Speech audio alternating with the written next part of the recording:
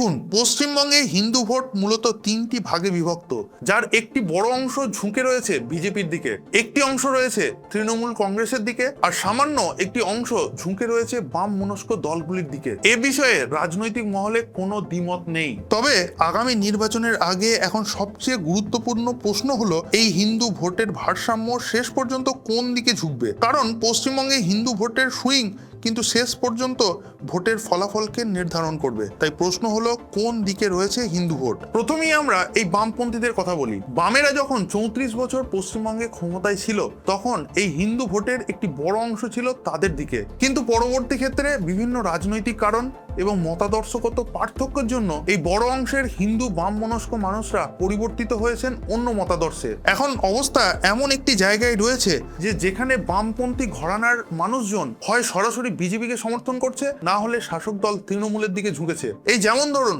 বাম জমানায় মন্ত্রী থাকা প্রয়াত ক্ষিতি গোস্বামীর এক কন্যা বসুন্ধরা গোস্বামী অলরেডি তৃণমূল কংগ্রেসের প্রার্থী হিসাবে বর্ধমানের পূর্বস্থলী উত্তর বিধানসভা থেকে দাঁড়িয়েছেন। আর তেমনি অন্য কন্যা কস্তুরী গোস্বামী, তিনি আবার সম্প্রতি বিজেপিতে যোগদান করেছেন। আবার অন্যদিকে সিপিআইএম একটি যুব আইকন ছিলেন প্রতিকুর রহমান, তিনি সম্প্রতি সিপিআইএম দলটিকে পরিত্যাগ করে যাদেরকে এতদিন পর্যন্ত গালিগালাজ করতেন সেই রাজনৈতিকভাবে সম্পূর্ণ বিরোধী পক্ষ অর্থাৎ তৃণমূল কংগ্রেসে যোগদান করেছেন, এবং তিনি পশ্চিমবঙ্গের একটি বিধানসভা থেকে এই বছর তৃণমূল কংগ্রেসের প্রার্থীও। আর আরেকজন রয়েছেন বাম জমানার মন্ত্রী অনিল বসু, তার পুত্র সম্প্রতি বিজেপিতে যোগদান করেছেন। আর আপনারা অলরেডি জানেন যে 2016 সালে যে বিধানসভার নির্বাচন হয়েছিল, সেখানে বিজেপি পেয়েছিল মাত্র 10% ভোট শেয়ার। অপরদিকে 38% ভোট পেয়েছিল বাম কংগ্রেস জোট, এবং পরিস্থিতি এমনই তৈরি হয়েছিল যে বামেরা শাসক দলকে একটি বড়সড় টক্কর দিতেও রেডি ছিল। কিন্তু 2016 সালের পর থেকে